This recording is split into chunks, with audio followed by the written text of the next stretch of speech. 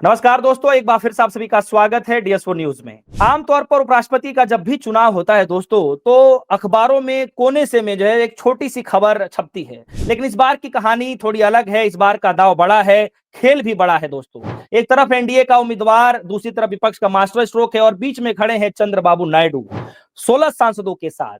यानी पूरा चुनाव जो है इस बार एक शख्स के इशारे पर पलट सकता है। जगन मोहन रेड्डी साहब का यह दावा है कि राहुल गांधी की और नायडू साहब की जो है हॉटलाइन पर बातें चल रही हैं। उधर विपक्ष ने सुदर्शन रेड्डी को मैदान में उतारकर खेल और मजेदार बना दिया है दोस्तों। तो सवाल यह उठ रहा है कि क्या नायडू इस खेल के हम खिलाड़ी होने वाले हैं, और क्या इस बार का उपराष्ट्रपति चुनाव इतिहास का सबसे बड़ा दिलचस्प चुनाव होने जा रहा है दोस्तों। इसी मसले पर खासा बातचीत करने के लिए हमारे साथ उमाकांत लखेड़ा सर मौजूद हैं और इनसे ज्यादा जानकारी लेते हैं।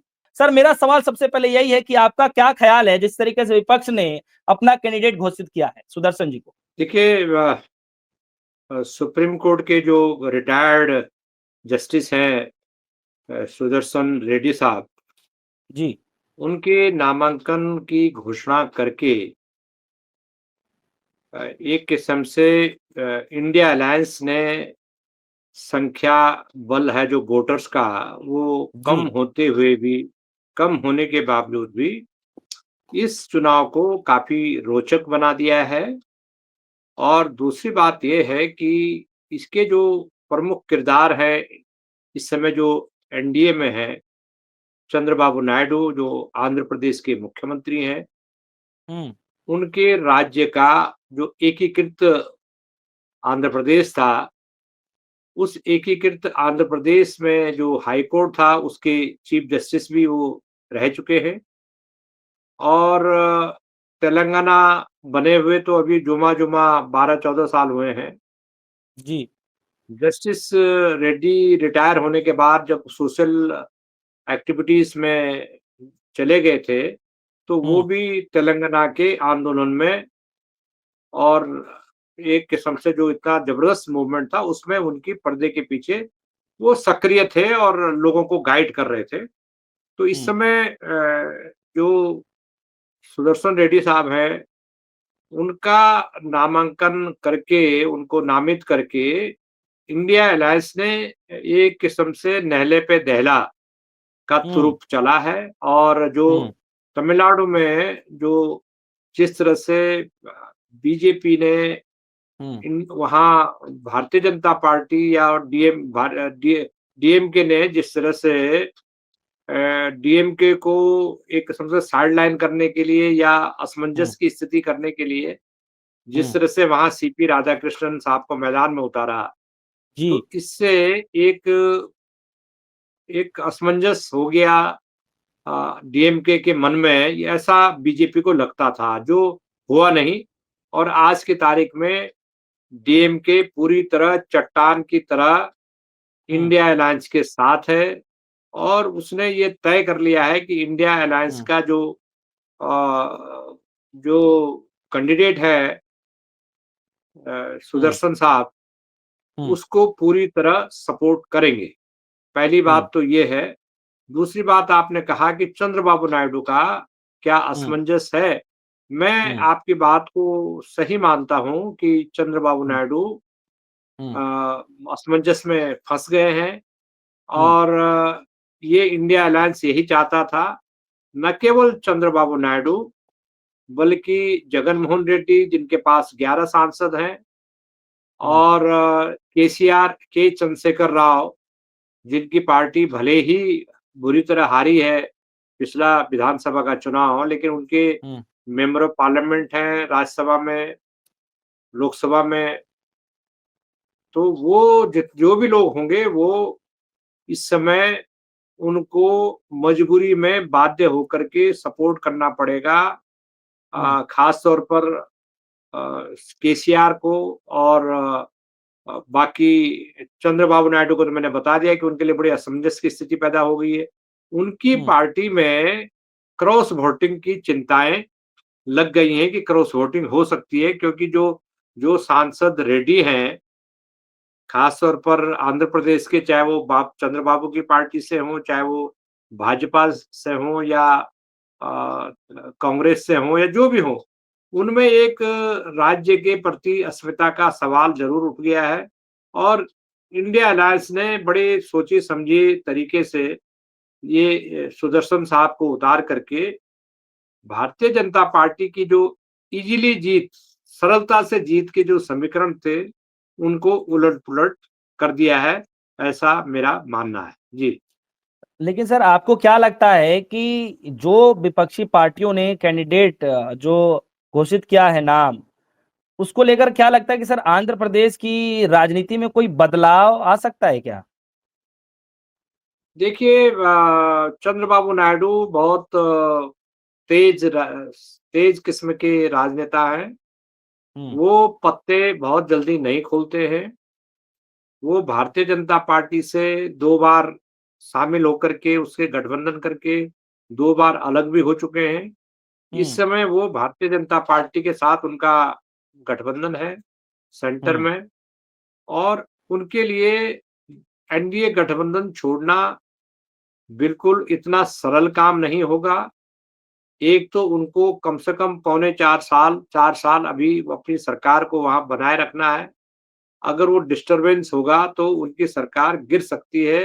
ये अभी नंबर गेम तो पूरा उनके साथ है आंध्र प्रदेश में। हुँ, नंबर गेम में हुँ, तो नहीं गिरेगी, लेकिन हुँ, अगर उन्होंने भारतीय जनता पार्टी से कोई झगड़ा मोल ले लिया, तो फिर भारतीय जनता पार्टी उनकी सरकार को डिस्टेबलाइज़ करने के लिए, अस्थिर करने के लिए कुछ भी कर सकती है। ऐसा मेरा सर मानना है, आप तो इसके लिए स वो जब तक उनको ये नहीं पता लगेगा कि केंद्र में कोई बड़ी सत्ता बदलाव बड़े पैमाने पर हो, तब तक वो छेड़ा-खानी इस तरह से हड़बड़ी में कोई निर्णय नहीं लेंगे, ऐसा मेरा हुँ, मानना है। जी। सर आपको क्या लगता है कि जो ये उपराष्ट्रपति का जो चुनाव होने जा रहा है, क्या बीजेपी के लिए इतना आसान होने वाला है सर? देखिए, ये इतना आसान संख्या बल के हिसाब से तो ये लगता है कि जी, अगर सारे एनडीए के जो घटक दल हैं, अगर वो वोट दे देंगे और कोई असाधारण स्थिति पैदा नहीं हुई, तो जो संख्या बल है, वो इसमें एनडीए गठबंधन के साथ है। लेकिन हुँ, क्या इस बात की क्या गारंटी है कि क्रॉस वोटिंग नहीं होगा? भारतीय हुँ, जनता पार्टी में बड़े पैमाने पर नाराज़ एमपीज़ हैं, जो भारतीय जनता पार्टी के राष्ट्रीय हुँ, नेतृत्व से नाराज़ हैं। और इसका हुँ, एक उदाहरण पिछले दिनों कॉन्स्टिट्यूशन क्लब का जो चुनाव हुआ था, जिसमें हुँ, भारतीय जनता पार्टी के ही 2 लोग खड़े थे और जिस हुँ, कैंडिडेट के समर्थन में बीजेपी लीडरशिप का सपोर्ट था, वो कैंडिडेट चुनाव हुँ, हार गया और हुँ, अपोज़िशन पार्टीज़ ने दूसरे जो राजीव प्रताप रूडी थे, जो हुँ, एक किस्म से भारतीय जनता पार्टी के नेतृत्व ने कहा था उनसे, "चुनाव मत लड़िए, आप इनके लिए हुँ, रास्ता छोड़ दीजिए।" लेकिन उन्होंने रास्ता नहीं छोड़ा और एक किस्म से मुखालफत कर दी, एक बगावत भी जिसको कह सकते हैं। तो हुँ, भारतीय जनता पार्टी में ऐसे सांसदों की संख्या बहुत ज़्यादा है, जो हुँ, नाराज़ हैं, राज्य के नेतृत्व हुँ, से नाराज़ हैं, केंद्रीय नेतृत्व से नाराज़ हैं हुँ, और ये एक एक बात माननी पड़ेगी और हुँ, सोचना भी चाहिए कि मोदी सरकार अल्पमत में है, 240 सांसदों का बहुमत है और चंद्रबाबू नायडू अगर इससे समर्थन वापस ले लेते हैं, तो एक हुँ, नाजुक मुकाम पर ये सरकार आ जाएगी, 2, 4, हुँ, 5 सांसदों से ही बहुमत 10 सांसदों से ही बहुमत रह जाएगा और ऐसी दशा में कोई भी मोदी खास तौर पर ऐसा बिल्कुल नहीं चाहेंगे कि उनकी सरकार इतने कम बहुमत के हाथ से सरकार चला सके क्योंकि बहुत प्रेशर उनको झेलने पड़ेंगे, ऐसा मुझे लगता है। चंद्रबाबू नायडू क्या गुल खिलाते हैं आने वाले वक़्त में और अभी 9 सितंबर दूर है। 9 सितंबर तक क्या आंध्र प्रदेश की राजनीति के कोई समीकरण बदलेंगे? इस पर काफ़ी कुछ निर्भर करता है। जी। सर जब से विपक्षी पार्टी ने अपने कैंडिडेट उम्मीदवार का नाम घोषित किया है, तब ये कहा जा रहा है कि विपक्षी पार्टी ने नहले पर दहला चल दिया है, तुरंत कईक्का निकाल दिया है। सर आपको क्या लगता है कि ये जो कैंडिडेट सुदर्शन जी को जो सामने लाया गया है कैंडिडेट के नाम पे, क्या लगता है कि सर इसके पीछे की राजनीति रणनीति क्या हो सकती है, जो इसको तिरप कईक्का बताया जा रहा है? देखो रणनीति तो सीधी-सी बात है कि चंद्रबाबू नायडू जिस तरह से भारतीय जनता पार्टी की केंद्र में सरकार को जो एनडीए कहा जाता है और मोदी सरकार को ऑक्सीजन जिस तरह से उन्होंने किया और हुँ, एक ऐसे मौके पर जबकि देश को इस सरकार ने, मोदी सरकार ने एक बहुत मुश्किल में धकेल दिया। आर्थिक मोर्चे पर, कूटनीतिक मोर्चे पर, विदेश नीति के मोर्चे पर, सीमाओं की सुरक्षा के मोर्चे पर, महँगाई के मोर्चे पर, सामाजिक सुरक्षा के मोर्चे पर, इन तमाम मोर्चों पर मोदी सरकार ने देश को जिस मुश्किल में लाके खड़ा कर दिया, तो हम्म, अपोज़िशन पार्टीज़ का ये विचार है, ये मानते हैं वो लोग कि इसके लिए चंद्रबाबू नायडू ज़िम्मेदार हैं। तो चंद्रबाबू नायडू इस बात को समझते हैं, अच्छी तरह से समझते हैं कि उनकी वजह से ये सरकार टिकी हुई है और इस सरकार के खिलाफ जो नाराज़गी है, वो खामियाजा भी हमको भुगतना पड़ेगा। लेकिन आपका हम्म, जो प्रश्न है, वो प्रश्न ये है कि क्या ये जो इंडिया अलायंस ने जो कैंडिडेट दिया, इससे हम्म, इससे क्या हालात बदलेंगे? ज़रूर बदलेंगे। जी, मुझे लग रहा है कि जी, हो सकता है कि ये शुरुआत हो जाए। हो सकता है कि जो ध्रुवीकरण होता है राजनीतिक शक्तियों के बीच में, तो ध्रुवीकरण की शुरुआत हो जाए इससे। और जो जस्टिस साहब जिनको कैंडिडेट बनाया है, देखिए उन्होंने हम्म, एक बड़ा मैसेज भेजा है इंडिया अलायंस ने, जुडिशरी को भी मैसेज भेजा है, देश में वकीलों को भी मैसेज भेजा है कि आपकी बिरादरी का व्यक्ति को हमने उपराष्ट्रपति चुनाव में मैदान में उतारा है। तो एक हम्म, जुडिशियल जो एक बहुत बड़ी बिरादरी है, उस बिरादरी का एक तरह से समर्थन जुटाना अप्रत्यक्ष रूप से, क्योंकि वो वोट तो डाल नहीं सकते, लेकिन हम्म, प्रत्यक्ष रूप से एक हम्म, समर्थन जुटाना। जस्टिस सुदर्शन जो है ह्यूमन राइट हम्म, मानवाधिकारों की लड़ाई लड़ते हम्म, हैं, गरीबों की लड़ाई लड़ते हैं। अभी भी वो सामाजिक हम्म, क्षेत्र में काम कर रहे हैं और सामाजिक क्षेत्र में भी वो आम पब्लिक के लिए आंध्र प्रदेश में काम कर रहे हैं। तो ये बहुत अच्छा मैसेज आंध्र में गया है। तो हम्म। अब क्या होगा ये देखना होगा कि उनके पक्ष में क्रॉस वोटिंग होती है, तो निश्चित रूप से मोदी सरकार के लिए बहुत बड़ी चिंता की बात हो जाएगी। जी। सर ये जो क्रॉस वोटिंग की जो बार-बार ज़िक्र हो रही है, मैं तमाम जगहों पे ये सुन रहा हूँ। ये नौबत सर क्यों आ सकती है कि लोग जो है क्रॉस वोटिंग करने के लिए मजबूर हो जाएँगे, ऐसा क्यों? देखिए, सबसे क्रॉस वोटिंग एक सबसे बड़ा रास्ता तो ये है कि लोकसभा और राज्यसभा के जो सांसद हैं और उपराष्ट्रपति का जो चुनाव होता है, उसमें व्हिप जारी नहीं होता है पॉलिटिकल पार्टीज़ की जी। तरफ से। तो हुँ, एक किस्म से अंतरात्मा की आवाज़ पर इस तरह के वोट पड़ते हैं।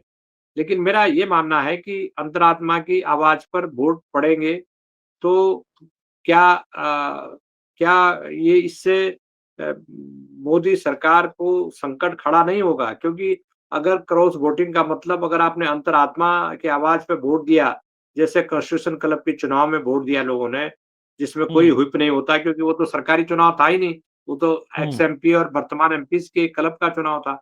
तो ऐसा हुँ, लगता है कि अगर मोदी सरकार से नाराज़ जो डिसिडेंट एमपीज़ हैं, हुँ, अगर उन्होंने हुँ, पार्टी के ऑफिशियल कैंडिडेट के खिलाफ वोट दिया, तो ये किस्म से मोदी सरकार के खिलाफ अपनी पार्टी का ही विद्रोह होगा।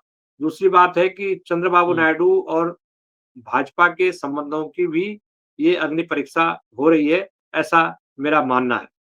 और ये सर क्रॉस जो वोटिंग जो है, ये हुँ, क्रॉस वोटिंग जो है, क्रॉस वोटिंग होना एक एक सीधी-सी बात है कि एक बगावत मानी जाएगी कि जो बड़ी संख्या में सत्ताधारी एनडीए के जो सांसद हैं, चाहे वो हुँ, चंद्रबाबू नायडू की पार्टी के हैं, अगर वो क्रॉस वोटिंग करते हैं, तो इसका मतलब हुँ। सांसदों की बगावत है, वो अपनी सरकार से खुश नहीं है। जी।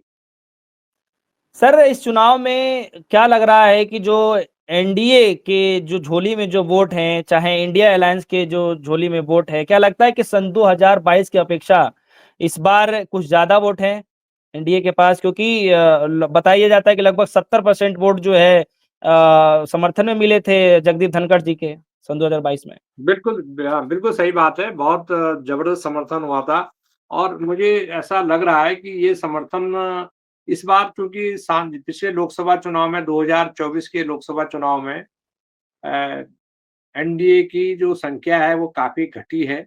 ऐसी दशा हुँ, में जो मुझे लग रहा है मैं आपको आपके दर्शकों को बता दूँ तो कि आज की तारीख में जो टोटल जो वोटों का अंतर है अ सत्ता और विपक्ष में, वो हुँ, अंतर करीब-करीब 120 वोटों का है। ये काफ़ी हुँ, बड़ा अंतर है। तो हमको ये देखना होगा कि जो एनडीए गठबंधन है, भारतीय जनता पार्टी जिसको लीड करती है, उसके हुँ, पास 438 वोट हैं और ये जो इंडिया अलायंस गठबंधन है, जिसमें आम आदमी पार्टी भी उनको सपोर्ट कर रही है। इनके पास 323 मेंबर ऑफ पार्लियामेंट हैं, दोनों सदनों में।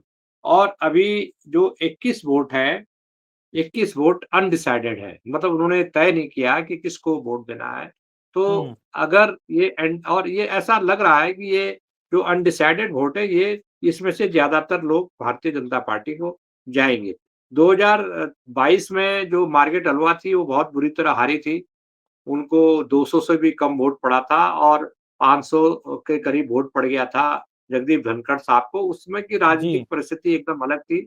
लेकिन आज हम्म। विपक्ष मजबूत हुआ है, विपक्ष का संख्या बल जो संसद के दोनों सदनों में बढ़ा है। तो मुझे लग रहा है हम्म। कि इस संख्या बल बढ़ने से मोदी सरकार को एक कड़ी चुनौती मिली है और अगर क्रॉस वोटिंग होता है, तो ये जो अंतर जो मैंने आपको बताया कि ये 120 मतों का अंतर है, इसमें अगर 60 वोट चाहिए पलटने के लिए, बहुत मुश्किल है। हम्म। 60 हम्म। वोटों को पलट पाना बहुत मुश्किल है विपक्ष के लिए। 2, 4, 10 होता तो कर भी सकते थे और इसमें चंद्रबाबू नायडू भी अगर अपनी पार्टी का रुख बदल देते हैं, तो भी कोई फ़र्क नहीं पड़ता है। मुझे लग रहा है कि इस समय एनडीए का जो उम्मीदवार है सीपी राधाकृष्णन, वो संख्या हम्म। बल के हिसाब से बहुत मजबूत है, उतने बहुत काफ़ी मजबूत हैं। तो हालाँकि 2022 के चुनाव में तो एक तरफ़ा चुनाव था, धनखड़ साहब एक तरफ़ा जीते हैं। आज ये है कि आज रोचक लड़ाई है, मतलब एक लोगों को बड़ा इंटरेस्ट होगा कि कितने वोट पड़े, क्या पड़े। लेकिन एक बात बता दूँ मैं कि बिहार में जो राहुल गांधी की जो यात्रा हो रही है, उस यात्रा हम्म। का देश की राजनीति में, संसद के भीतर, संसद के बाहर की पॉलिटिक्स में हम्म। बहुत बड़ा इम्पैक्ट दिखाई दे रहा है, ऐसा मैं मानता हूँ। जी, चलिए, बहुत बहुत शुक्रिया सर, आपने बेशकीमती समय दिया हमारे दर्शकों के लिए। आशा करता हूं कि आपके चाहने वाले और हमारे दर्शकों को ये वीडियो जरूर पसंद आएगा। बहुत धन्यवाद। फिलहाल के लिए दीजिए इजाजत। देखते रहिए डिस्को न्यूज। धन्यवाद।